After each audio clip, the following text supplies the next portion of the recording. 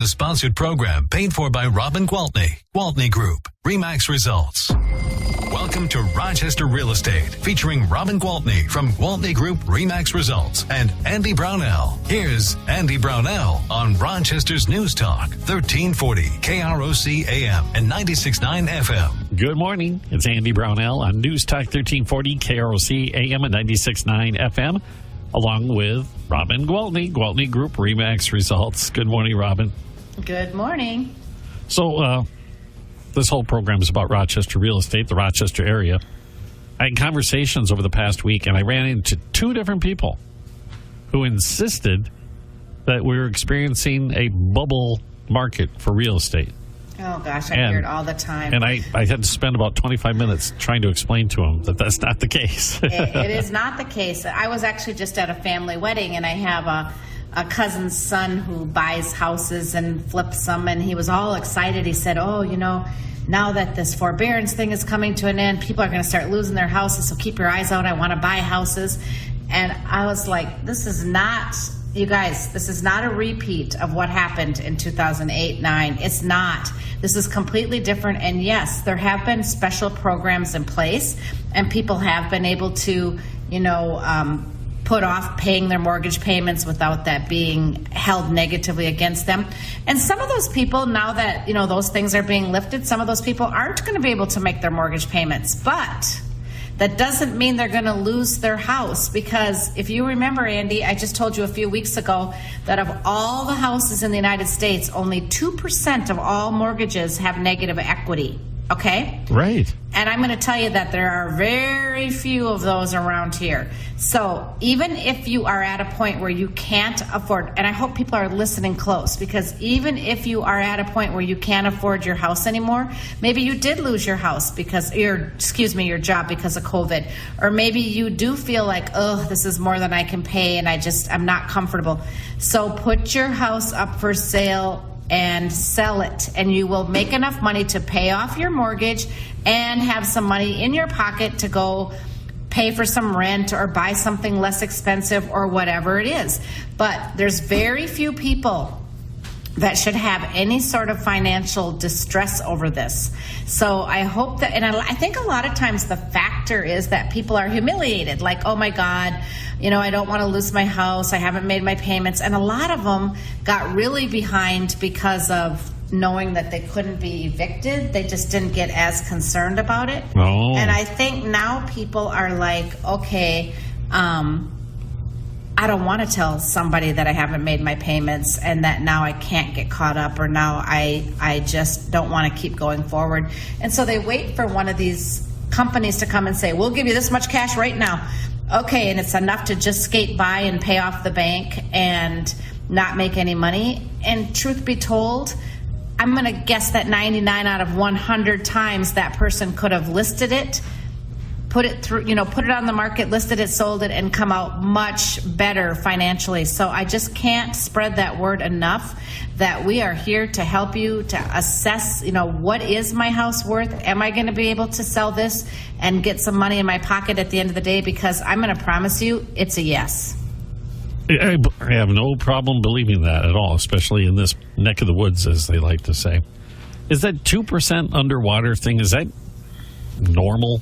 I mean, it always seems... Oh, my gosh, it's never been that low. Ever, oh, really? Ever. Oh, my gosh. I mean, I think that there have been a lot of people that had negative... Well, you know, because, like, people... There was times where you'd pay something for a house, and the next year, it's like, oh, my gosh, it's not even worth that now. I mean, we've just seen this steady increase in values, right? So with that steady increase in value... Okay, think about this. According to the latest Home Price Insights reports from CoreLogic, home prices have risen 18.1% since this time last year. So if what you own has gone up by 18% in a year, It's tough to have negative equity. Yeah, even if you put all the closing costs and everything else into the mortgage, you're still not going to have a problem with it. Right. It's really tough to have negative equity. So I think that people need to put their I don't know, humility or embarrassment aside and say, okay, it is what it is. I want to just call somebody and see what this house is worth. If I can no longer afford it, I'll sell it. I'll get my money, put some money back in the pocket, pay off the loan, and move on. It's called live and learn. It happens. Yep. But I just don't want people to get into that feeling where they wait for these bloodsuckers to come knocking saying, oh, you're going to get foreclosed on. You know, I've been to the sheriff's sale. I know you've been notified. And instead of going through all this, I'll give you pennies on the dollar, basically enough to get them out of the situation they're in.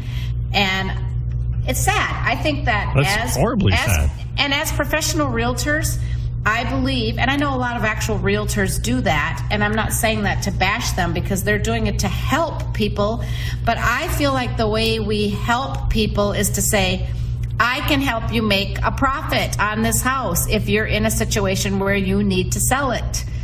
So I feel like I can't spread that word enough. Yeah. So if anybody who's listening knows anybody who's getting into trouble and feels like they can't hang on to their house, we'll be happy to tell them what they could sell it for, and I bet you it will be music to their ears. I really feel confident about that.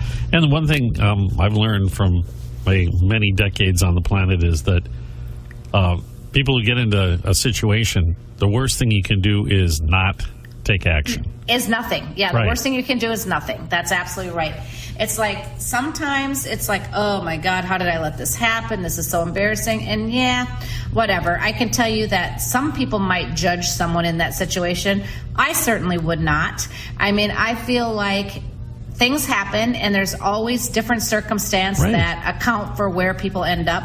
So if you or anyone you know is in the position where you don't think you're going to be able to continue to make your payments, give us a call and we will definitely help you figure it out. Put that house on the market, get it sold, and get some money in your pocket. Get things moving, as they say. Get back on the track. And then you were mentioning about judging somebody or whatever. If you're lucky enough to get through life without going through a tough patch, good for you. And, you know, I always say this, and you've probably heard me say it before. If you can fix it with money, it's not a real problem. Well, there you go. I love that. Yes. And you know that. I mean, having just lost your brother, it's like some things you can have all the money in the world, but if your health is a problem, you know, you can't fix that. But if it's a simple situation that you've got into financially, there's usually a pretty easy fix. So I'd love to be the person to help you and help guide you through that. And this is one that you're saying that, especially around here, you could end up, you know, with a nice sizable chunk of change in your bank account that will give you options moving forward. And it might mean, okay, fine, I'm going to rent for a few years. I'm going to move home with my parents for a few years. I'm going to move in with my brother and his family for a few years. Whatever. I mean, we all have different solution, but maybe it's going to be, okay, now I'm going to build myself back up financially.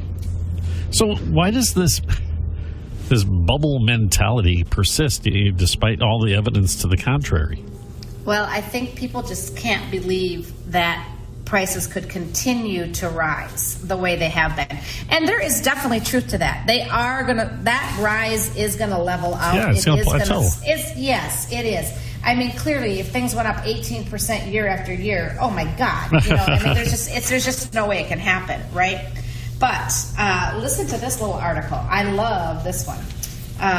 11,285 reasons why you should buy a house this year. Okay.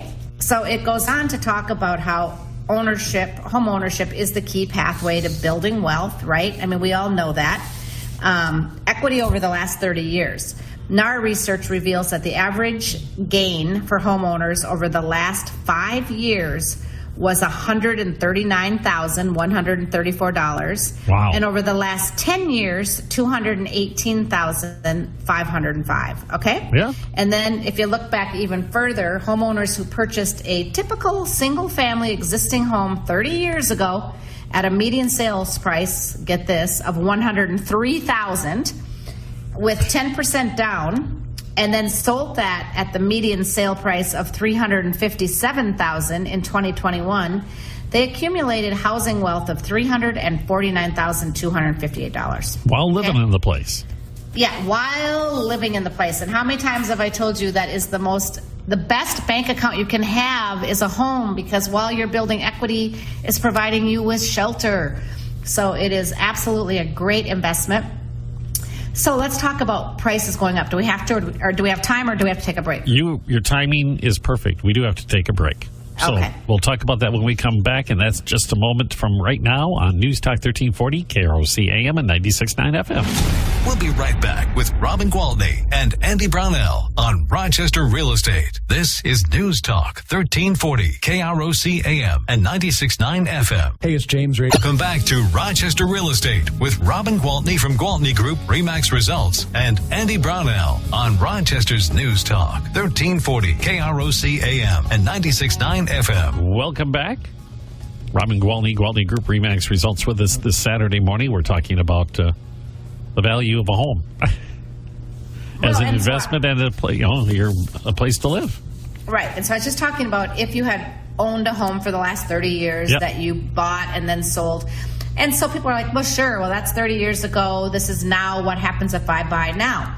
So, okay, the article's title was 111,285 reasons why you should buy a house this year. Well, okay, we just talked about how prices are going to continue to go up, but clearly they can't go up at 18% a year. I mean, Right. they just can't. So, according to Home Price Expectations Survey, this is what they surveyed over 100 economists, okay, and real estate experts, and this is what they're predicting. In 2021, home prices are going to go up by 11.74%. In 2022, that will slow down to a 5.82%. In 2023, to 3.94%. In 2024, 3.56%. And 2025, 3.55%. So normal. So it's slowing down, but getting back to normal. So what that tells you is if you were to buy a house today for $350,000, over the next 5 years, you're going to increase your household wealth by $111,285. Okay? So there is definitely still money to be made owning your home while you are living in it. And even if it's not a house that you're living in, I know a lot of younger families that are really smart. They're buying a house as a college tuition for their toddler, and they're saying, you know what, as long as I can collect enough rent to pay the mortgage, pay the taxes, pay the insurance, I don't have to make a cent, just break even, and then by the time they're ready for college, I'll have all that equity, I can cash out, sell the house, whatever, and pay the college. So it's really smart. Yeah, I wish I had been that smart. Yeah, right? Lots of ways to make money with real estate, for sure. And we were talking about when the real bubble did occur back in the financial crisis. I was relaying the story about my relative, and they were upside down because of what had happened and the necessity to move. And they got, panicked. What do we do? What do we do? And I said, well, you can make the payments, right? Live in the place. You're going to live. You got to live somewhere. And right. And I can relate to you. They recently sold that place, and they were extraordinarily happy with the outcome. Yeah, it's sort of like the stock market, right? Sometimes you look at the numbers and you're like, oh, not so great. It's just not the time to get out. And if you don't have to and you don't need that money, then you just ride out the storm. Yep. So, yeah, we talked about, is 2% negative equity normal? No, 2% negative equity is super low. Super low, wow. Super low and super great. And that means that, I think it was 35% of the homes had absolutely no mortgages, right? And then 63% with positive equity and 2% with negative equity. So we're in a really good place. That tells me as well that long-term economy speaking, there's a lot of wealth built up to fuel expansion. Right. So we're getting a lot of the news tends to focus on all the negative and how the world's falling apart and, oh my gosh, everything's, as my grandmother used to say, going to hell in a handbag. Never quite knew what that meant. I don't write the headlines. Yeah, I know you don't. You just have to read what they tell you. But the truth of the matter is I think overall, as I've been saying week after week, our real estate market is really strong. And I hear a lot of but it's slowing down so much. It's really cooling off. And I'm like, yes, it's getting back to normal. It's still a really, really good real estate market. And when you say normal, we're still talking about a strong bias as a seller's market at this point, even though it's, cooling off a little bit. Okay, so I'm going to read a little something to you. It says, what do the past years tell us about today's real estate market?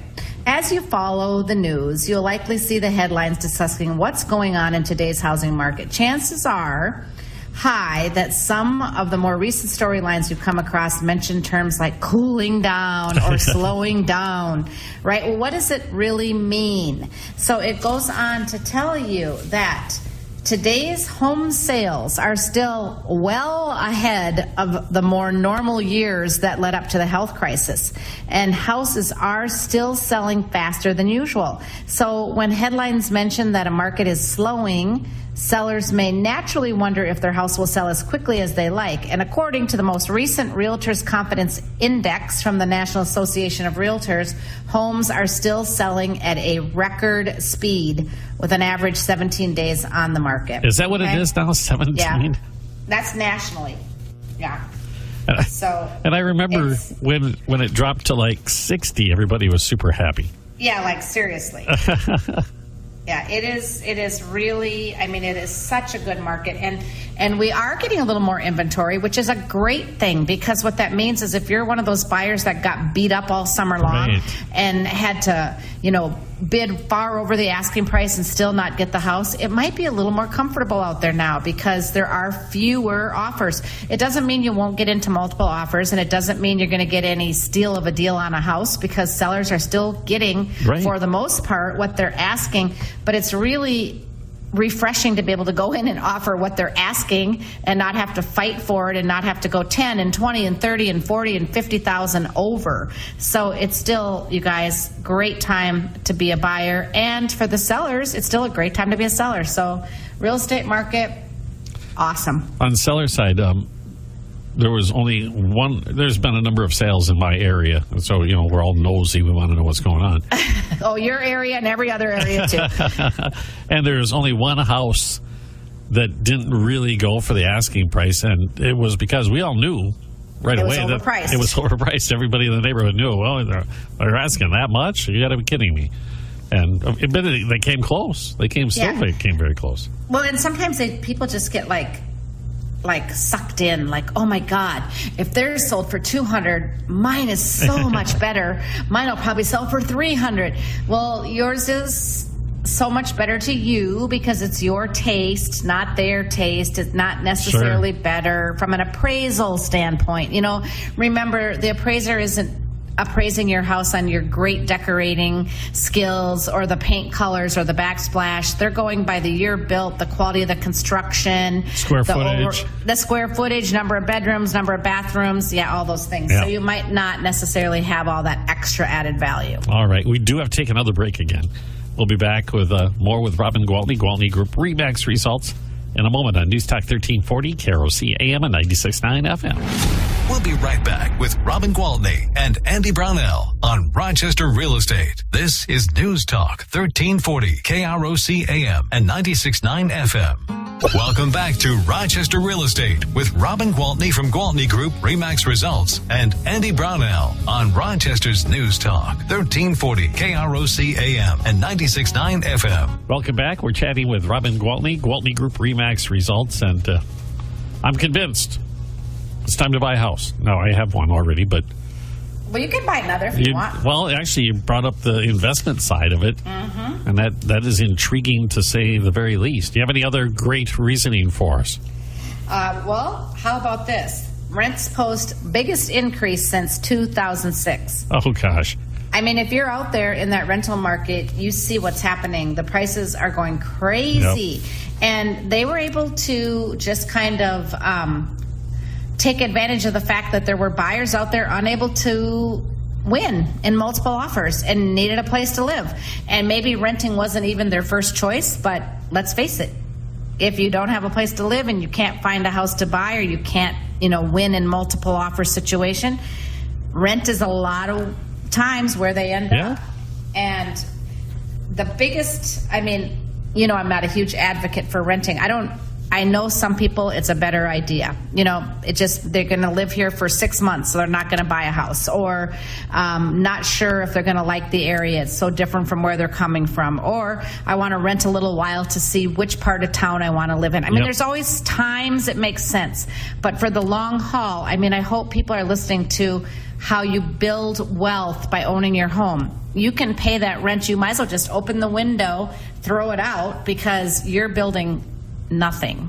You're providing shelter. That's it. Yep. I remember when I had that epiphany multiple decades ago.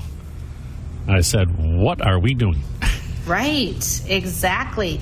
It's like this money that we're giving to this landlord and making his life better is not really helping us down the road. It's not helping us build that equity, which so many people rely on that equity in their home to live on when it comes time to retire. Yep. So it's like, it's really, really important. And again, I know I've said this numerous times as well, but just in case somebody new is listening, sometimes people just don't think they will qualify. They just don't think that, they don't see themselves as a potential homeowner because they don't really realize there are programs out there that could help them get in. I mean, in the last year, I've sold houses to a 19-year-old, a 20-year-old, a 21-year-old. And I love that because I'm like, these kids are so smart. They're getting in there. Their monthly payment is less than what they could pay for rent, yet they have a much better place to live and they're building wealth. So when I see that happen, it just excites me. Yeah, those young people, I wonder if they can even imagine where they're going to be at a few years down the line when they have real significant equity. Yeah, it's just awesome. It's just so fun to watch and to help make it happen. I just absolutely love it. I have a close relative who is renting short-term for one of the 3 reasons you did list. They moved to a different place and they want to get the lay of the land before they choose where they want to buy. Yeah. They want to get to know the place. And they told me the rent that they're paying. I was, oh my gosh.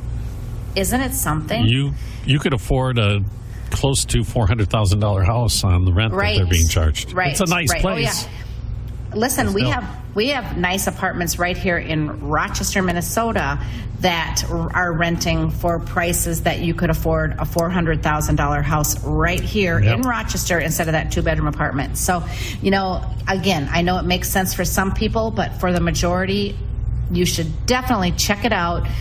Give me a call. I'll set you up with a lender. We'll see if it's something you do qualify for. You might be pleasantly surprised. And, a lot of young people buy the house and then get a couple roommates. They collect the rent and let the roommates basically pay their mortgage. It's just so smart.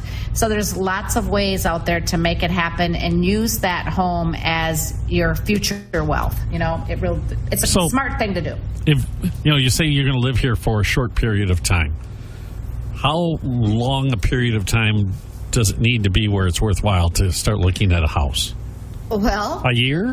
I mean, at this rate, if they're going to go up in the next year by, what did I say, 11%, and it costs you, 6 or 7% to sell it, okay? I mean, you've made money and you've lived for free for a whole year. So, what I used to tell people is 3 to 5 years. Now I tell them, you're not going to lose. You're not going to lose. I mean, it's a no-brainer. And it still is. It's still the American dream. I read a survey not 3-4 days ago. It was a nationwide survey. And it showed overwhelming that this is what they want. They want to own their own place. Well, you want the freedom. People love their pets. Living in a rental with pets sometimes isn't allowed, and other times is very restricted. And if you live in close quarters, if it's an apartment or something like that, it can be quite annoying. So I think pets are a big reason that a lot of the young people want to buy houses. They love those dogs and cats. So it works for me. Are we seeing, you mentioned just a moment ago, we're seeing more inventory. Yeah. Is this kind of like a more normal fall, at least when we compare it to a year or so ago? Well, if we compare it to a year ago, it's definitely much more normal looking because typically in the fall we'll start to see more inventory, less of a shortage, so it's a better supply-demand ratio. But we still have far fewer listings than we have buyers. Okay. Because we still have phenomenal interest rates out there and buyers ready to get in there and start building that equity and take advantage of those low interest rates. So if you're a seller, if you think you missed it, you didn't miss it. It's still a really good time to put your house on the market. There's lots of buyers out there that, as long as you've got a house that's in good repair, well, not even necessarily depending on the price, but as long as it's priced according to the condition, I should say, it's going to sell. Okay. And that's definitely something you're there to help with. Of course. Putting the correct price on the place. Of course. If it's priced right, it's going to sell. And I can confidently tell people when they say to me, how fast is my house going to sell? Maybe 3 hours, maybe 3 days, but I can tell you that if we have it priced right, you're going to have it sold within the first 30 days. I can promise you that. And that is unbelievably quick in a market. It's historically, really good. It's crazy quick. It is really good. I guess this is the time of the day or the hour where I ask you, for all the above reasons, people should call you and talk about the very things we're talking about. Should I be in the market? Can I get in the market? How do I get in the market, either as a buyer or a seller? And if I feel like my house is stressing me out and I can't afford it, I'd love to help talk to you about that as well. So, no matter what your question is, never be embarrassed, never be ashamed, and never be afraid to call me. And my cell phone number is 507-259-4926. All right, Robin. You have a great rest of the weekend and week. Thanks. I'm going to go give away pumpkins at the Dairy Queen in Wabasha from noon till 3 today. So. On the Gopher Sports Network from Learfield, Gopher.